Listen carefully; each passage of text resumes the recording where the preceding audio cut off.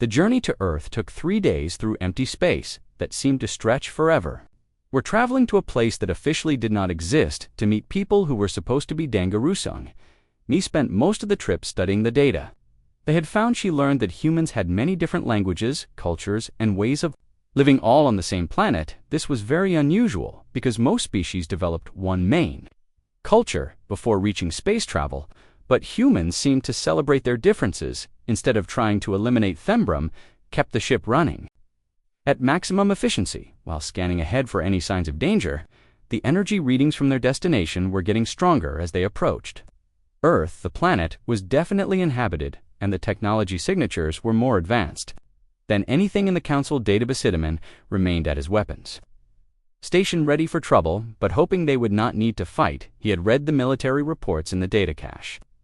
Humans were described as fierce warriors who could adapt quickly to any situation. The Council military advisors had been very worried about human combat abilities when they finally reached Earth's solar system. Daeho could not believe what he saw. The planet was beautiful, just like in the images, but it was surrounded by things that made his heart race. There were space stations floating in orbit, defensive satellites that looked incredibly advanced, and ships moving between them in organized.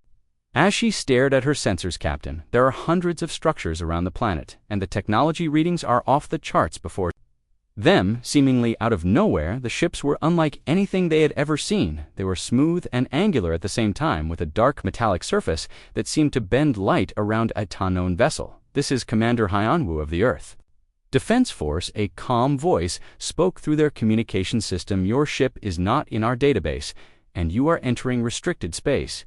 Please state your purpose.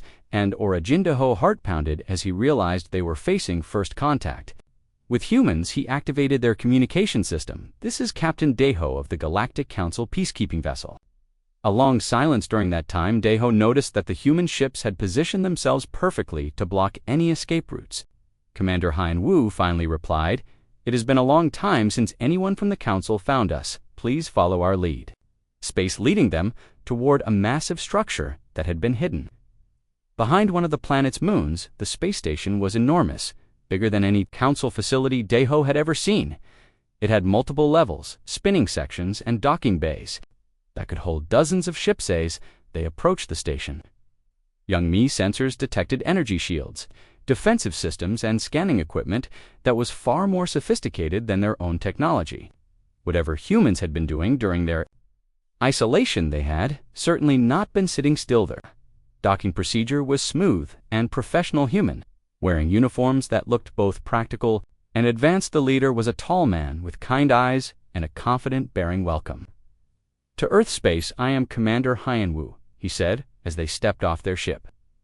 His voice was warm, but Daeho could sense the strength behind it. "We have been expecting visitors from the Council for a very long time, though we thought they might be less friendly expecting us," Daeho asked, and surprised Commander Hyanwu smiled.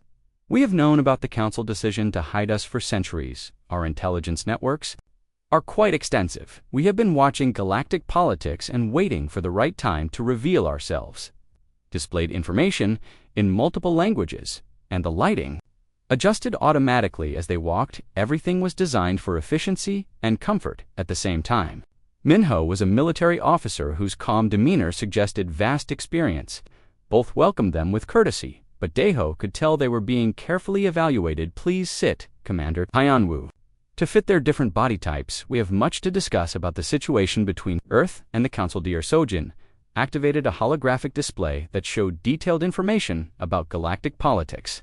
The humans knew about trade routes, political alliances, military strengths, and economic systems throughout Council space. Their knowledge was more current and accurate than most Council intelligence reports. "We know that but friendly, the official reason was that humans developed too quickly and showed too much potential for disrupting galactic stability. Dangerous to those who want to maintain power through fear and control, but we have never been a threat to peaceful species or fair trade." Explained that Earth isolation had not been entirely unwelcome, while the Council decision was made out of fear. Humans had used the time to develop in ways that would have been impossible under Council oversight. They had solved problems that other species still struggled with. "We learned to work together across all our different cultures," Commander Hyanwu explained. Unlike most species who developed on worlds with similar environments, humans evolved on a planet with incredible diversity. We had to learn cooperation early, or we would have destroyed ourselves. DAR. Sojin showed them images of Earth cities where different human cultures lived side by side, sharing technology and ideas while maintaining their unique traditions. The diversity was amazing, and it seemed to make humans stronger rather than weaker. Technology advanced rapidly because we approach problems from many different angles, she continued. When the council species hit technological barriers, we found ways around them by combining different ways of thinking. The meeting continued for hours as humans shared information about their development. They had created faster-than-light travel that did not depend on council jump gates. They had artificial intelligence, systems that could solve complex problems. They had medical technology that could cure diseases other species considered incurable. But the most impressive thing was their social development. They had learned to resolve conflicts through discussion and compromise. They had created economic systems that benefited everyone.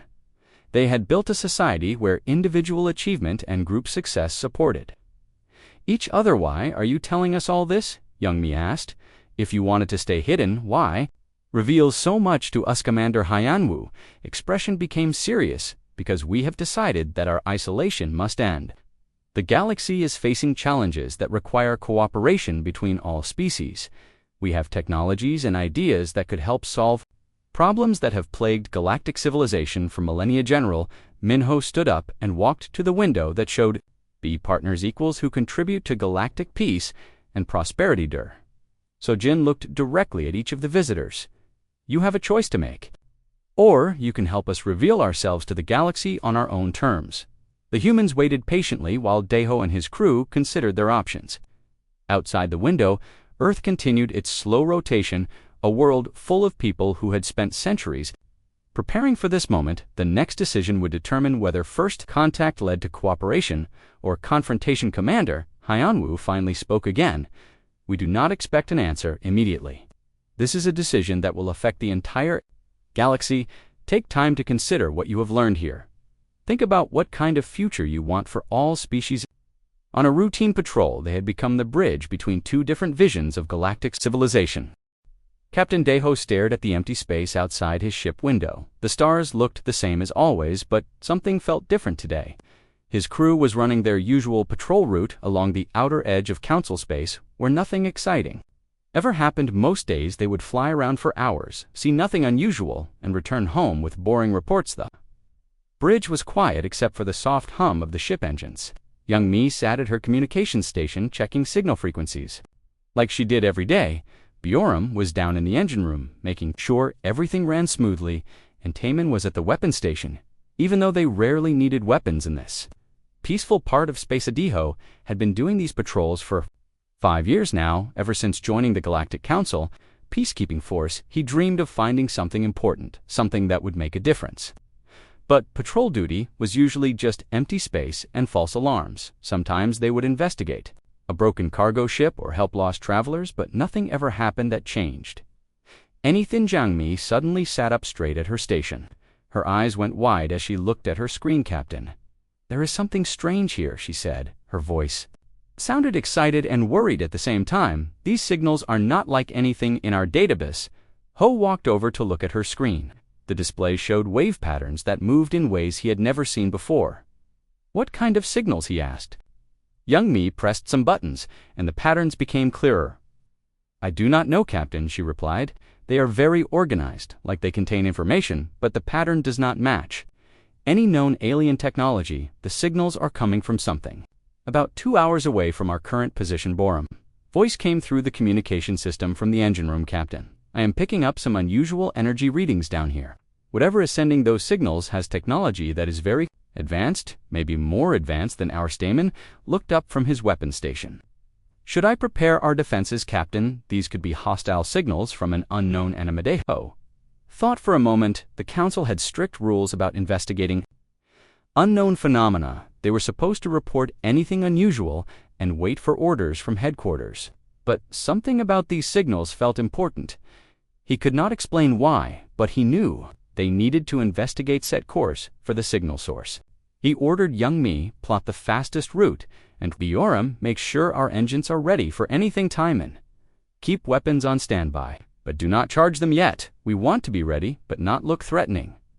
The ship moved through space toward the mysterious signals. As they got closer, the signals became stronger and more complex. Young Mi worked hard to decode them, but the patterns were unlike anything she had studied in her communications training. Captain, she said after an hour of work, I think these signals are coming from some kind of storage device, like a data cache that someone left floating in space. The signals are not trying to communicate with us. They are just broadcasting information over and over. What kind of information? Daeho Askidyongmi shook her head. I cannot tell yet. The encryption is very sophisticated, much more complex than standard council security protocols. Whoever made this technology is very smart. When they reached the signal source, they found a small, metallic object floating alone in the darkness. It was about the size of a cargo container, but its shape was strange, unlike the smooth, curved designs that most council species preferred. This object had sharp angles and flat surfaces. The metal looked different to it, had a dark color that seemed to absorb light instead of reflecting it. Bioram scanned it with their sensors and found that it was made from materials they did not recognize. The composition was completely unknown to their database. Young Mi said, her voice full of amazement, I managed to access the outer layer of the data. The information inside is incredible. This device contains historical records about a planet called Earth and its people who are called humans. Daeho felt his heart beat faster. Earth humans, he had never heard those names before. In all his years of studying galactic history and serving with the Council, no one had ever mentioned any planet called Earth. Show me what you found, he ordered. Doimi transferred the data to the main screen, the bridge filled with images and information about a blue and green planet with vast oceans and diverse landscapes. The planet looked beautiful, with white clouds swirling around continents covered in different types of terrain, but the most shocking thing was the beings who lived there. The humans looked similar to several known species, but they were unique in their own way. They had different skin colors, hair colors, and eye colors even within the same species groups. The diversity was amazing. The data showed that humans had developed technology, cities, and space travel. They had built massive structures, explored their entire planet, and even started reaching out to other worlds. The information was detailed and extensive, showing thousands of years of human history and development. This is impossible, Daeho whispered. How can there be an entire species that we know nothing about? The Council database contains information about every intelligent species in the galaxy. Mi continued reading through the files.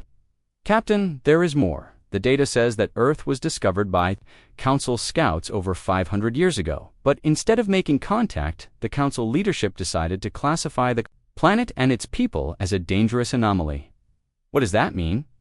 Taemin Askidyongmi's face went pale. It means they decided to hide Earth from the rest of the galaxy. The planet was quarantined, and all information about humans was removed from official records. Any Council member who knew about Earth was sworn to secrecy. The data says that Earth was considered too dangerous to be allowed contact with other species. Why would they think humans are dangerous? Bioram asked through the communication system. Young Mi read more of the files. According to this information, humans showed incredible abilities in warfare, technology, and adaptation. The Council was afraid that humans would upset the balance of power in the galaxy. They developed new technologies very quickly, and they had a talent for bringing different groups together to fight common enemies. The more Daeho read, the more shocked he became. The Council had built their reputation on knowing about all intelligent life in the galaxy. They claimed to be the guardians of galactic peace and the protectors of all species, but they had been lying for 5 centuries. An entire species had been cut off from the galaxy, hidden away like they did not exist. The Council had made this decision without consulting any other species, without giving humans a chance to prove themselves. They had been judged and condemned before anyone even met them. Captain, what do we do now? Young Mi asked. Her voice was quiet and worried. If we report this to the Council, they will probably destroy the data and make sure we never talk about it. If we keep it secret, we are carrying knowledge that could change everything. Daeho looked at the data cache floating outside their ship. Inside that small object was information that could shake the foundation of galactic civilization. The Council had been lying to everyone for centuries. They had hidden an entire species out of fear. He made his decision. We need to learn more before we decide anything. Set course for the Coordinates listed as Earth location? We need to see this planet for ourselves, but Captain Taman protested. If Earth is really quarantined, there might be defenses. We could be walking into a trap, Daiho nodded. That is a risk we have to take if humans are really as advanced as this data suggests. They deserve to know that someone has discovered the truth about them, and we deserve to know what the Council has been hiding from us. The ship turned toward the coordinates listed in the data cache. As they flew deeper into unknown space, Daiho wondered what they would find. Would Earth still be there? Would the humans be the same as they were 500 years ago? Or had they changed during their long isolation? One thing was certain there. Discovery would change everything. The galaxy would never be the same once the truth about Earth came out. The only question was whether that change would bring peace or chaos. Young Mi could not sleep after they left Earth. The truth about humans kept spinning in her mind. She kept thinking about Commander Hyanwoo's words about revealing themselves to the galaxy on their own terms. But how could they spread the truth without the Council stopping them immediately? 3 days after returning to Council space, Young Mi made a decision that would change everything. She used her communication skills to contact people she trusted across different worlds. She started with her old friend Captain Unesio, who ran cargo ships between the outer colonies. Unesio, listen carefully, Young Mi said, through an encrypted channel. I have information that could change the galaxy, but I need your help to spread it safely. What kind of information? Unesio asked. Her voice was curious but cautious. The kind that proves the Council has been lying to us for 500 years, Young Mi replied.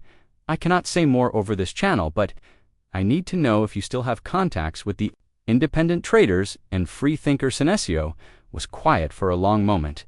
Yes, I do, she finally said. Many of us have been questioning the Council official stories for years. There are groups on dozens of worlds who meet in secret to discuss things. The government does not want us to talk about perfect. Young Mi said, can you arrange a meeting? I have something to show them that will explain why the Council has been so secretive about certain parts of galactic history. While Young Mi worked on building contacts, Daiho struggled with his own decision. He knew that reporting their discovery to Council headquarters would likely result in the information being buried forever. But staying silent felt like betraying his oath as a peacekeeper. The solution came from an unexpected source. Woojin, the human intelligence operative they had met on Earth, contacted them through a secure channel that somehow bypassed all Council monitoring systems. Captain Daiho, he said, his voice clear despite the incredible distance. We understand your difficult position. We want to help you share the truth in a way that protects you and your crew. How can you help us? Daiho asked. We are being watched by Council intelligence. They monitor all our communications and activities. Woojin smiled on the video screen. We have been preparing for this situation for decades. We have developed ways to share information that the Council cannot trace or stop. We can teach your communication officer how to use our network. The following weeks, Young Mi learned to use the human intelligence networks that stretched across the galaxy. She discovered that many species had members who questioned the Council version of history. These people formed loose groups that shared information and discussed forbidden topics. The first major contact was with Commander Min from the warrior clans.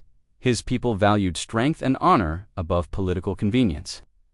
When Young Mi showed him evidence of human military capabilities and their peaceful intentions, he was immediately interested. These humans sound like worthy allies, he said after reviewing the data. Why would the Council hide such strong people from us? We could learn much from their combat techniques and strategic thinking. The response was different from Haijin, the religious leader from the spiritual worlds. She saw the human story as fulfillment of ancient prophecies about hidden guardians who would appear when the galaxy needed them most. Our old texts speak of diverse people who would come from beyond the known stars, she said excitedly. They would bring new wisdom and help unite all species in peace. This matches the human story perfectly. As word spread through the underground networks, the reactions varied widely. Some people, like scientist Jiho, were excited about human technological advances that could solve problems on their worlds. Others were worried that revealing such powerful allies might upset the current balance of power. The network grew rapidly as each person shared the information with others they trusted. Within months, hundreds of thousands of beings across dozens of worlds knew about Earth existence. The information spread through encrypted messages, hidden forums, and secret meetings in remote locations. But the Council Intelligence Services, led by Director Kyung-suk, began noticing unusual patterns in communications. Traffic between certain individuals increased significantly. Underground forums that had been quiet for years suddenly became very active. Surveillance systems detected more secret meetings than normal. "We have a problem," Director Kyung-suk told her agents during a security briefing. "Someone is spreading classified information through networks. We cannot trace the activity patterns, suggest organized resistance to council authority." The crackdown began quickly. Council agents raided suspected network meeting places and arrested several key members. Interrogations revealed fragments of information about Earth and humans, but the network structure made it difficult to identify the original source. Commander Jinwoo led the military response to the underground activity. His forces conducted surprise raids on cargo ships suspected of carrying illegal information and detained travelers who could not explain their recent activities satisfactorily, but the diversity of the network made it nearly impossible to shut down completely. Members from different species used their unique abilities to stay ahead of the investigations. The insectoid species could hide in places others could not reach. The energy beings could pass through security barriers. The telepathic species could communicate without using traceable technology. They were running out of time when several network members were captured during a raid on a trading station. The arrested individuals were being held for intensive interrogation, and it was only a matter of time before they revealed more details about the human discovery. "We need to accelerate our timeline," she told Daeho during an emergency meeting. "The network is growing too large to remain secret. The council is getting desperate, and their crackdowns are becoming more violent." Daeho asked "We need to tell Earth that they may have to reveal themselves sooner than planned." Young Mi replied, "The underground movement has reached a point where it cannot be contained much longer. People are ready to hear the truth, but the council will use increasingly harsh methods to silence them." The situation became critical when Director Kyung-suk's forces discovered one of the main network communication hubs. The raid captured dozens of people and seized equipment that contained encrypted messages about human technology and Earth location. During the interrogations, several network members revealed that the information came from a council peacekeeping crew that had made unauthorized contact with a hidden human world. The description matched Daeho's ship and crew. "Perfectly, Captain, we have a problem," Taemin reported after monitoring council security channels. "They know about us.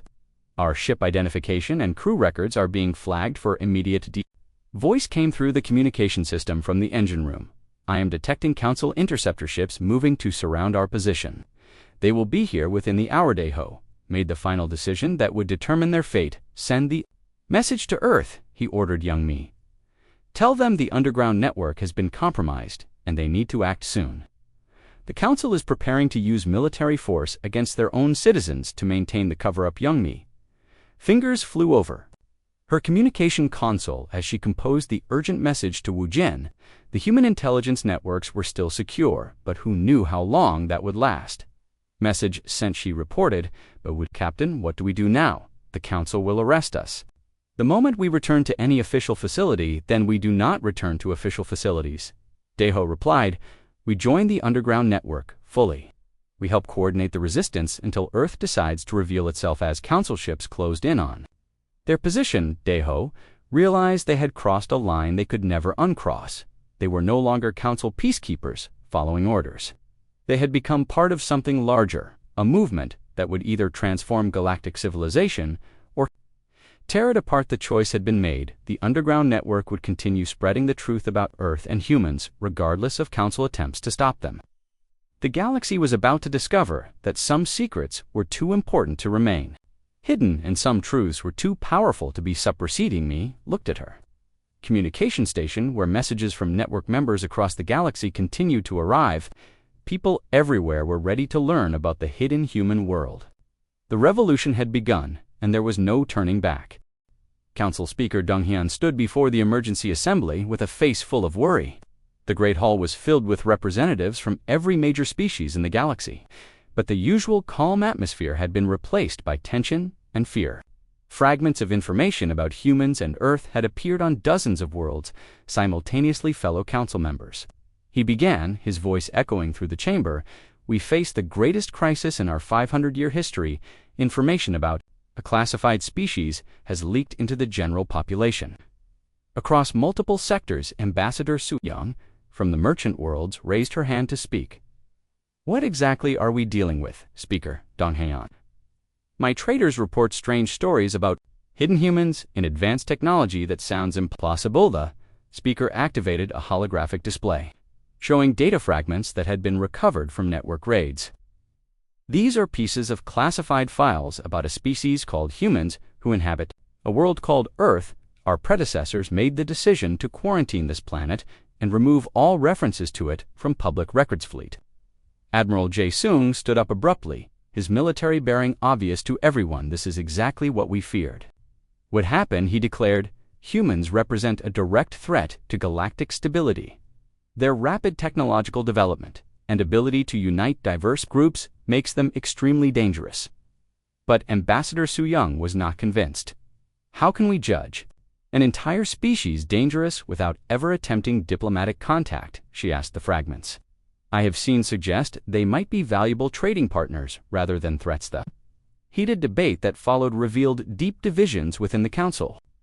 Leadership archivist Moon Young brought out classified historical files that had been sealed for centuries. The documents showed the original council reasoning for hiding Earth. The records indicate that human scouts were already exploring nearby star systems when we first discovered them. She explained their technology advanced faster than any species we had previously encountered. They showed remarkable ability to reverse engineer and improve alien technology. The chamber with urgent reports from her intelligence services. The situation is worse than we initially believed, she announced. The underground network has spread information to an estimated 2 million individuals across 47 worlds. Is that possible? Demanded Fleet Admiral Jae-sung. Our monitoring systems should have detected such widespread communication. The humans appear to have provided communication technology that bypasses our security networks, Director Kyung-suk replied. Their intelligence capabilities are far more advanced than our worst-case projections, suggested Council Speaker. Dong Hyeon felt the weight of centuries of deception pressing down on him. The decision to hide Earth had seemed reasonable at the time, but now it was becoming a nightmare that threatened to destroy everything the Council had built. Some Council members began panicking. Councillor Hensel from the industrial worlds suggested declaring martial law across all Council territories until the security breach could be contained. Others, like Councillor Inho from the agricultural sectors, warned that such extreme measures would only prove the underground network claims about Council tyranny. We cannot use military force against our own citizens. Councillor Inho argued passionately. If we start arresting people for sharing information, we will trigger the very rebellion we are trying to prevent. But Fleet Admiral Jae-sung disagreed. The threat is too great to handle with normal diplomatic methods, he insisted. If humans are as advanced as these reports suggest, they could destabilize our entire civilization. We need to act decisively before the situation becomes uncontrollable. Debate continued for hours as representatives struggled with an impossible choice. Several species representatives threatened to withdraw from the council if military action was taken against civilians. Others demanded immediate military preparation in case humans proved hostile. Ambassadors presented economic analysis showing that contact with an advanced human civilization could solve resource shortages and technological limitations that had plagued the galaxy for decades. Why are we treating potential allies as enemies? She asked. Because they were never meant to be part of our civilization fleet. Admiral Jae-sung replied. The original decision to quarantine Earth was made by leaders who understood the dangers better than we. Archivist Moon Young revealed more classified information. From the historical files, the original council was particularly concerned about human military organization, she said. Humans demonstrated ability to coordinate large-scale operations across multiple groups, with different cultures and goals. Director Kyung-suk presented intelligence reports about current human capabilities. Our analysis suggests they have developed faster than light travel that does not require our jump gate network, she reported. They have also created artificial intelligence systems and weapons technology that exceeds our current capabilities. The revelation that humans might be technologically superior sent shockwaves through the assembly. Many representatives had never considered the possibility that the council might not represent the pinnacle of galactic civilization. What if they decide to attack us? Councillor Minesco asked nervously. If they have superior technology and they know we have been hiding them, they might seek revenge. Ambassador Su-young shook Her head, the network reports, suggest humans have been focused on peaceful development during their isolation. If they wanted to attack us, they would have done so already. But Fleet Admiral Jae-sung was not convinced peace can change to war very quickly, he warned. Especially when a species discovers they have been deceived and controlled, we need to prepare for the worst-case scenario, Council Speaker Ang Hein realized the assembly was deadlocked between those who wanted diplomatic contact and those who demanded military preparation. The situation was made worse by reports arriving every few minutes about new network activity. The intelligence reports painted a picture of growing unrest across council space. Citizens were questioning official histories, demanding answers about human existence, and organizing protests against government secrecy. Some worlds reported that local authorities were losing control of the information. Flow Director Kyung-suk presented her most disturbing finding. Our monitoring systems have detected human ships moving through council space, she announced. They appear to be using stealth technology that makes them nearly invisible to our sensors. News caused immediate panic among the military. Representatives Fleet Admiral Jae-sung demanded permission to mobilize the entire council fleet, while other officers called for immediate defensive measures around major population centers. But Councillor In-ho pointed out the obvious problem.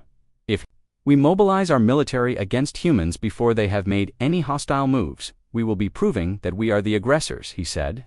This will destroy any chance of peaceful resolution. The session continued late into the night as representatives struggled with a decision that could determine the fate of galactic civilization. Some called for immediate disclosure of all information about Earth. Others demanded that the cover-up be maintained at any cost. Finally, Council Speaker Dong Hae-yoon called for a temporary recess. The assembly was too divided to reach any consensus, and the situation was deteriorating rapidly. Emergency protocols were activated, giving individual fleet commanders discretion to respond to perceived threats. As representatives filed out of the chamber, many realized that the 500-year-old lie was finally collapsing. The galaxy was about to learn the truth about Earth, whether the Council wanted to reveal it or not. Fleet Admiral Jae-sung sent coded messages to his most trusted commanders, preparing them for possible conflict, while Ambassador Su-young began reaching out to moderate voices from other species, hoping to build support for diplomatic solutions.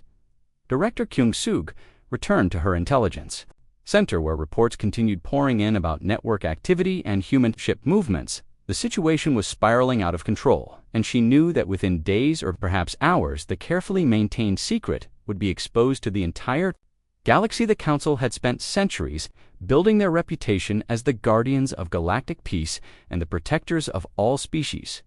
Now they faced the possibility that their greatest lie would destroy everything they had worked to create outside the Council chambers. Ordinary citizens across dozens of worlds continued sharing information about the mysterious humans and demanding answers from their governments.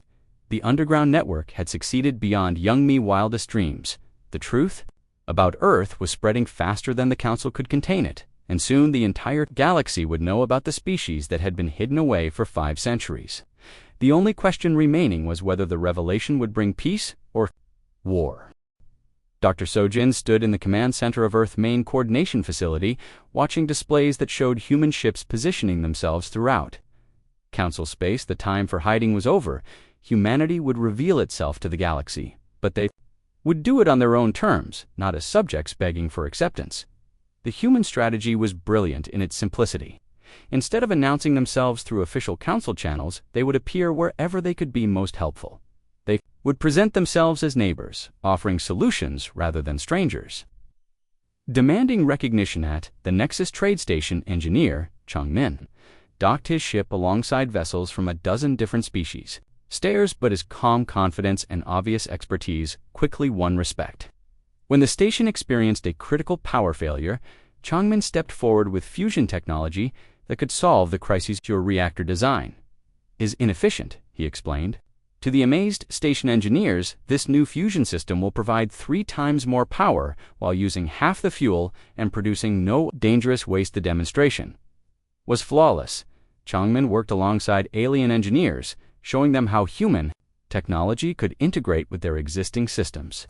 His willingness to share knowledge freely and his patient teaching style impressed everyone who watched. Meanwhile, at a peace conference on the disputed Kolar territories, human diplomat arrived with mediation techniques that had resolved conflicts on Earth for centuries. The warring factions had been fighting for decades over mineral rights and territorial boundaries. I represent Earth, she announced calmly to the shocked delegates. We have experience resolving disputes between different groups who want the same resources. The alien diplomats were suspicious at first, but Nayang methods proved remarkably effective. She helped each side understand the other's concerns and find solutions that benefited everyone. The techniques she used were based on human experience managing conflicts between different cultures on the same planet. Within days, the Kolar dispute was resolved peacefully for the first time in 30 years. The success was broadcast across the galaxy as an example of innovative diplomatic thinking. News of the mysterious human mediator spread rapidly through normal communication channels. At the same time, human medical officer Sang Ho was working miracles. At plague-stricken colonies in the Outer Rim, his advanced treatments and surgical techniques saved lives that other doctors had given up on. The grateful colonists spread word about the human healer who appeared when they needed help. Most these are not the dangerous warriors the Council warned us about, said colony leader Yuna, as she watched Sang Ho treat sick children. This human has shown nothing but compassion and skill. The pattern repeated itself across dozens of worlds humans appeared. Wherever they were needed most, offering help that no other species could provide. Their technology was advanced, but they shared it freely. Their knowledge was vast, but they taught it patiently. But not every encounter went smoothly. At a military outpost near the core world's human captain, Yan Jie, faced immediate hostility from Council forces who had been briefed about potential human threats. The situation nearly escalated to violence when nervous soldiers aimed weapons at her ship. In peace, Captain Yanji broadcast calmly as weapon systems locked onto her vessel.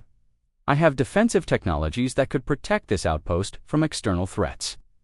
Would you be interested in a demonstration? The tense standoff lasted for hours, but Yanji's patience and tactical wisdom gradually impressed even the hostile officers. When raiders attacked the outpost the next day, she proved her worth. By coordinating a defense that saved hundreds of lives, her restraint under pressure and willingness to fight alongside former enemies showed qualities that many Council officers had never seen before. The military reports about her actions spread through the defense networks, painting humans as potential allies rather than most significant breakthrough came when human scientist Hun Seok presented himself at the Galaxy Premier Research Institute with solutions to mathematical problems that had puzzled brilliant minds for centuries. His presentation was broadcast live across the galaxy. The equations you see here solve the unified field theory that has been our greatest challenge, he explained to the stunned audience. These calculations will allow faster-than-light communication across any distance and energy generation that surpasses current methods by orders of magnitude. The reaction was immediate and overwhelming. Scientists from dozens of species expressed excitement about collaborating with human researchers. Citizens across the galaxy began questioning why such beneficial contact had been forbidden for so long. As more humans emerged throughout Council space, it became clear that Earth isolation had allowed them to develop in remarkable ways. They demonstrated cooperation, innovation, and adaptability that inspired other species to reconsider their own limitations. The humans showed something that many galactic citizens had never seen before. They maintained distinct cultures and traditions while working together toward common goals. Their diversity made them stronger rather than weaker. Their differences were celebrated rather than eliminated. Trade relationships began forming spontaneously as merchants discovered that human goods and technologies could solve problems that had limited commerce. For centuries, Captain Unesio Shipping Company became one of the first to establish regular routes to human space. The profits are incredible, she reported to her business partners. Human manufacturing techniques can produce goods at a fraction of current costs while maintaining superior quality. Their designs are both practical and beautiful. Cultural exchanges started happening naturally as artists and philosophers from different species encountered human creativity. Human music, art, and literature offered new perspectives that enriched galactic civilization. But the most profound impact was on galactic politics. The successful integration of human diversity became a model for other species that had struggled with internal conflicts. Worlds that had been torn apart by cultural differences began adopting human-inspired solutions. The council narrative about human dangers became increasingly difficult to maintain, as evidence mounted that humans were natural allies rather than threats. People across the galaxy saw humans solving problems, helping neighbors, and sharing knowledge. For leader actor Kyung-sug found herself in an impossible position. Her intelligence reports showed that human emergence was proceeding exactly as they had planned. Every human action seemed designed to counter council propaganda and build positive relationships. "They are not making mistakes," she told her agents in frustration. "Every contact is perfectly calculated to show humans in the best possible light. This is a coordinated campaign to win galactic public opinion." But the campaign was working because it was genuine. Humans were not pretending to be helpful. They actually were helpful. Their centuries of isolation had taught them to value cooperation and innovation over conquest and controlled their sojourn. Watched the reports flowing in from across the galaxy with satisfaction. The emergence plan was succeeding beyond their best projections. Public opinion was shifting rapidly in favor of human integration and council. Authority was crumbling under the weight of their own deception. The final phase began when human diplomat Commander Huyen-Wu requested a formal meeting with reformed council members who supported peaceful contact. Ambassador Su-young and several other moderate leaders agreed to secret negotiations.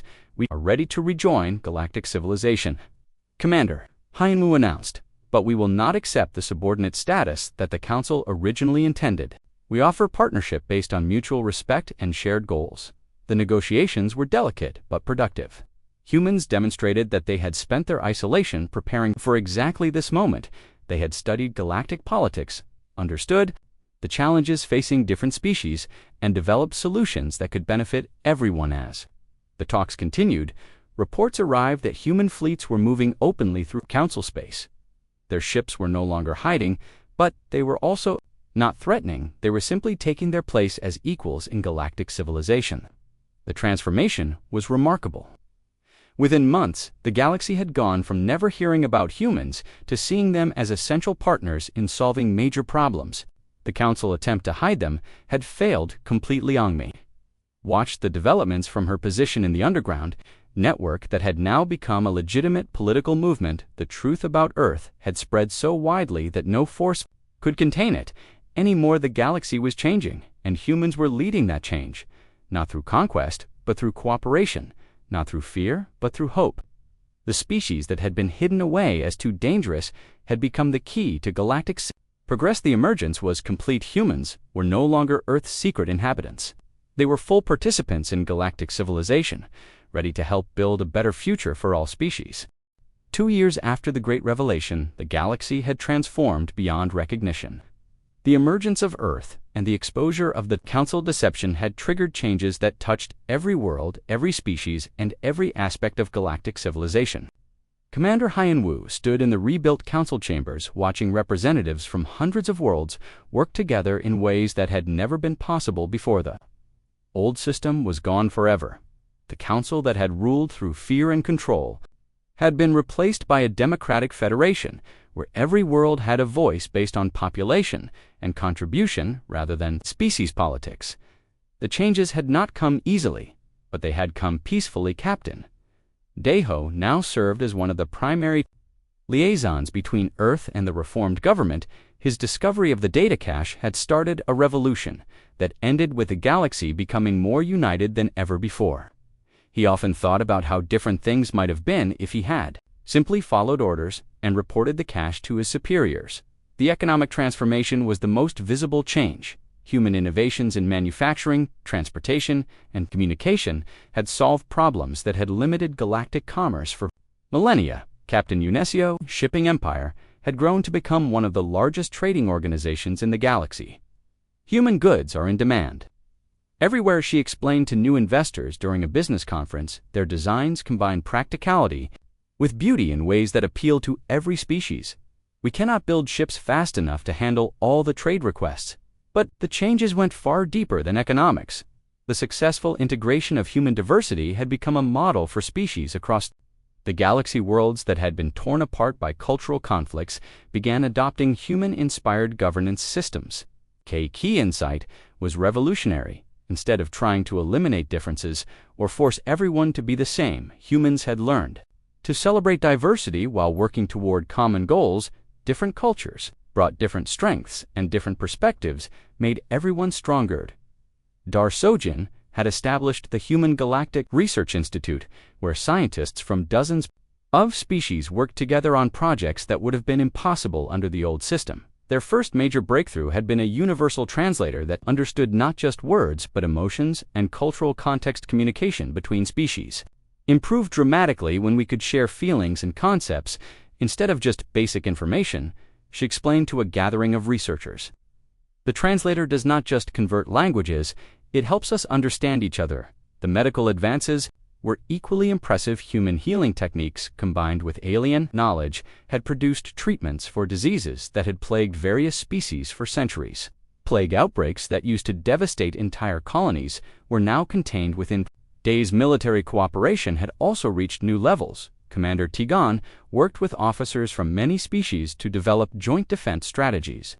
When extragalactic raiders attacked, the Outer Rim colony's human fleets arrived to help defend them. Fighting alongside their former enemies, raiders were surprised by our coordination, Taegyun reported. After the successful defense, human tactical flexibility combined with alien technological specialization created combinations they could not counter. We fought as one force instead of separate species, but the most profound changes were cultural. The old barriers that had kept species isolated from each other were disappearing. Artists, writers, and musicians began creating works that combined different traditions in exciting new ways.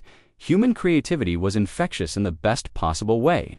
Noted cultural historian Haijin, their approach to art and literature inspired other species to experiment with new forms of expression. The galaxy cultural richness has increased dramatically. The education system transformation was particularly significant. Schools throughout the galaxy began teaching integrated curricula, where students learned from teachers of many different species. Children who grew up in this new environment developed perspectives that their parents could hardly imagine. Janumi had become one of the leading advocates for educational reform. Her communication skills and experience with the underground network made her perfect for building bridges between different educational traditions. We are raising a generation that thinks in terms of galactic citizenship rather than species loyalty, she explained to a conference of educators. These children will solve problems we cannot even imagine because they see possibilities we miss. The political changes were equally dramatic. The reformed government operated on principles of transparency and cooperation that would have been impossible under the old council system. Director Kung Sug had transformed from a defender of secrecy to a guardian of open information. Our new intelligence services exist to prevent deception, not to maintain it, she told a gathering of security officials. We share information that helps everyone make better decisions instead of hiding facts that might be inconvenient. The changes had not been without challenges. Some species had initially resisted human integration, fearing that their own cultures would be overwhelmed. But the human approach to diversity proved that different traditions could coexist and strengthen each other. Most dramatic example was the warrior clans, who had expected humans to challenge their military traditions. Instead, humans had learned from clan fighting techniques while sharing their own strategic innovations. The result was a military culture that was both more effective and more honorable. We thought humans would weaken our warrior spirit, Commander Sung Min admitted during a joint training exercise. Instead, they showed us that true strength comes from protecting others, not from conquering them. Religious and philosophical traditions also evolved in unexpected ways. The spiritual leader Haijin found that human concepts of diversity and cooperation aligned perfectly with her people's ancient teachings about universal harmony. The prophecies spoke of guardians who would help unite all species in peace, she explained to a gathering of religious leaders. Humans fulfilled those prophecies not through conquest, but through example. They showed us how to be our best selves. Trade relationships had evolved into genuine partnerships. Species that had viewed each other as competitors began collaborating on projects that benefited everyone. The economic growth was unprecedented, but more importantly, the cooperation was changing how everyone thought about galactic civilization. Technology sharing had accelerated progress in every field. Human innovations combined with alien knowledge created solutions that neither could have developed alone. Faster than light communication now connected every world in real-time energy. generation had become so efficient that resource scarcity was becoming a historical curiosity. Transformation was visible everywhere. Captain Deho traveled space stations that had once served single species now housed mixed populations. Ships designed by human engineers using alien materials carried crews from multiple worlds working together. As naturally as breathing, but perhaps the most significant change was in how people thought about the future. The old galaxy had been limited by fear and competition. The new galaxy was driven by hope and cooperation. Projects that would have been impossible under the old system were now routine. Jin stood before a gathering of young scientists from every known species in the galaxy and saw the future of galactic civilization. These students would grow up taking cooperation for granted. They would solve problems by combining different perspectives. They would build things that current generations could hardly imagine. The galaxy had learned the most important lesson humans had to offer. Diversity was not a weakness to be overcome, but a strength to be celebrated. Differences were not problems to be solved, but resources to be valued. As the story drew to a close, young Mi looked out at the integrated schools where children from dozens of species learned together. The next generation would inherit a galaxy transformed by the revelation of Earth existence. They would never know the fear and suspicion that had dominated the old system. The Council had tried to hide Earth because they feared humans would disrupt galactic stability. They had been completely correct. Humans had disrupted everything, but instead of destroying galactic civilization, they had helped it evolve into something far better. The species that had been classified as too dangerous to contact had become the catalyst for the greatest period of peace and progress in galactic history. The truth that had been hidden for 5 centuries had set everyone free. The new galaxy was not perfect. Challenges remained, and new problems would arise, but now every species knew they did not face those challenges alone. They had partners who would help them find solutions, allies who would stand with them, and friends who would celebrate their successes.